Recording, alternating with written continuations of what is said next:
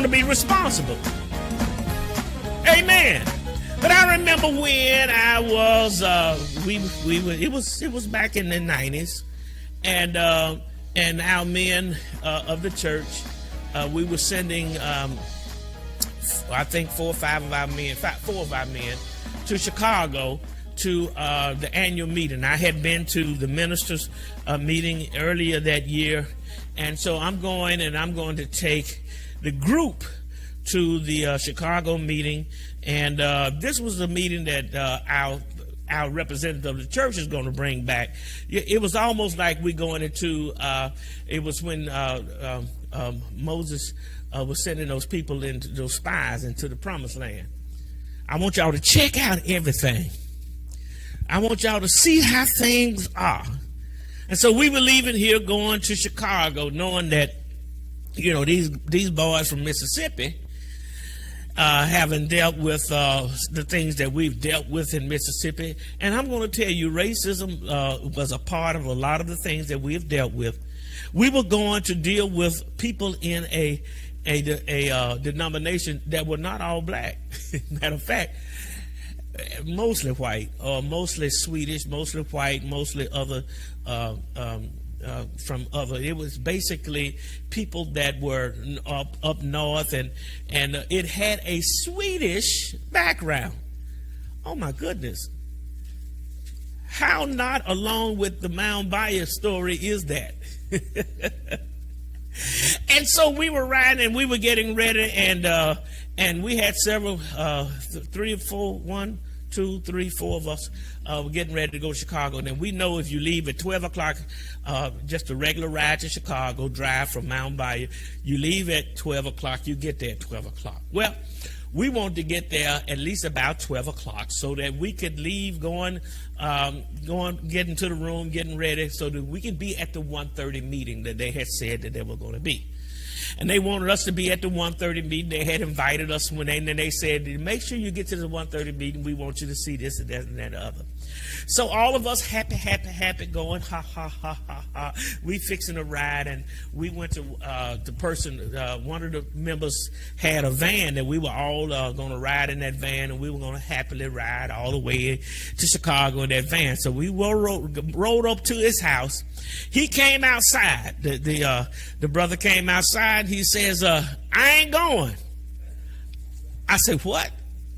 I ain't going. Well, that meant that if he wasn't going, his van wasn't going. And if van wasn't going, we really didn't have a ride. And so, you know, I told the brothers that was in the car, I said, y'all, look, we got to accept the fact that he's not going. Then we got to accept the fact that his van ain't going. And so we decided that we're going to leave here, go to Memphis, which is a 2-hour drive, so let's take 2 hours off. We're going to leave here, we're going to go to Memphis. And as we go to Memphis, as we go to Memphis, we all talking about, you know, we got to keep up so we can make sure the time, you know. And Brother Larry was in the car, Brother Haywood was in the car, and he talked about, he wanted to share all the revelations that he had probably that week or the week before. So he started on the revelation. We made it to Memphis and got to the rental car place, and it was closed. All the rental car places were closed in Memphis. This was in the 90s now. And all the rental car places were closed, and it was not going to open till 6 and some 6:30.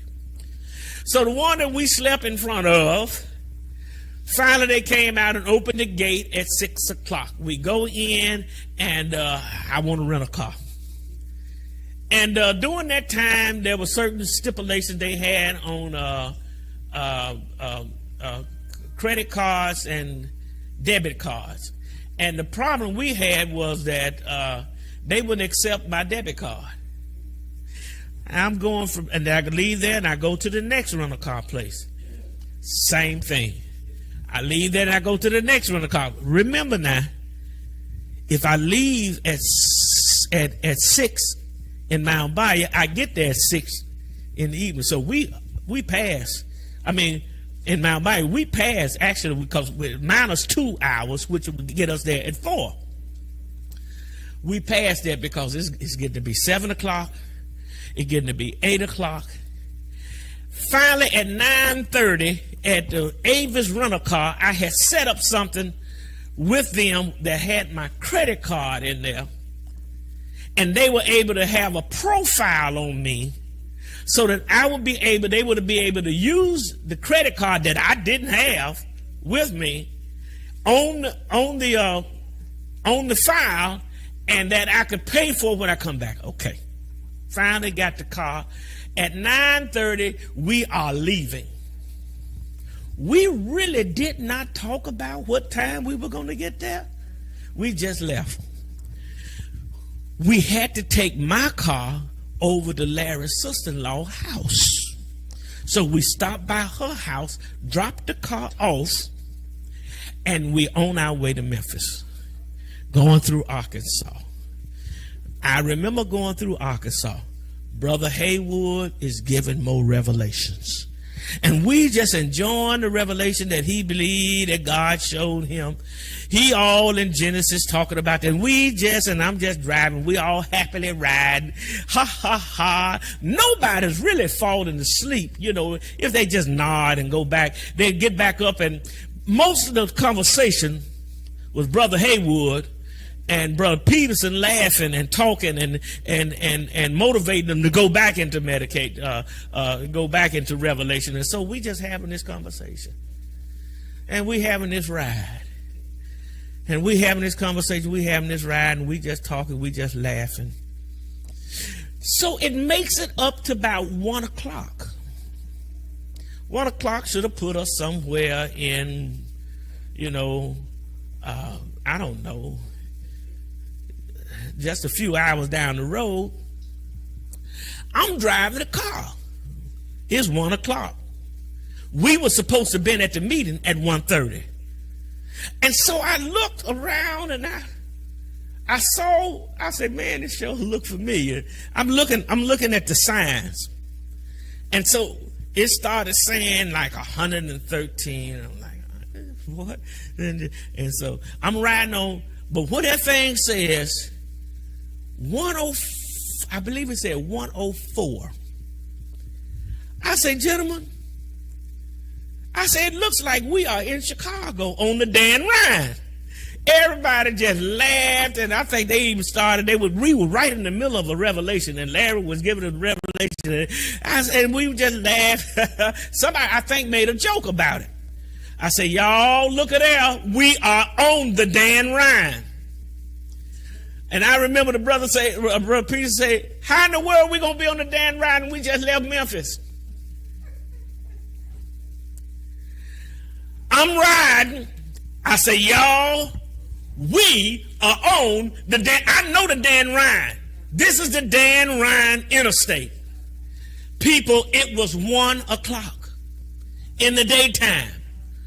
We had left almost 10 o'clock, between 9:30 and 10 o'clock, headed to Chicago. We were not supposed to be on the Dan Ryan, and we were not flying. I ain't gonna say we weren't speeding, but we weren't flying. We were driving casually and talking. And then at 1 o'clock, where we were is on the south side of Chicago. To get to take the Dan Ryan to go over to the airport to where we were going to be in Rosemount, it was going to take maybe almost an hour to get over there. And we drove, and we made it over to Rosemount, where we were going, parked the car, went inside, met somebody, and I looked at my clock. It was 1:30. The meeting, the guy would say, well, come on in. The meeting is just about to get started. This was the meeting. This was the meeting that once we saw that meeting, we were gonna see things that we've never seen before, and we were gonna join. One of the things that the brother saw when we sat down was a guy that was running for the president that got up and said, I'm not going to be settled until what is defined as the white church and what is defined as the black church, that black pastors will be able to get and lead what is defined as white churches, and white pastors get to be able to lead even in the black churches, where there would be love from them growing from one another. I looked down at the brothers that was sitting beside, and I looked at Brother Peters, and Brother Peters shook his head, and Brother Haywood said, we shook our head. Everybody was shaking their head. Because from our background, we were from a place where white folk don't say stuff like that, especially to a whole white congregation. And we could see all a sea of people basically white. And we could not understand, why did that man say that in front of them? Because we already knew how they thought. And when those guys turned around and looked at me at that time, when they finally voted, and they voted for that guy that said that, overwhelmingly said so much to us that we were in the right place. And right after that, it was where we saw the miracles of God. Subsequently, after that, we began to, Sister Johnson and I went over to Africa with the organization. We have been in offices, and people have, we led, Sister Johnson led the women ministry in our area. Also, she led the women ministry on the national level, and they even voted her in as the women ministry president that led all of the world women ministries at a time. And then I believe they changed the bylaws at one point so that she can have another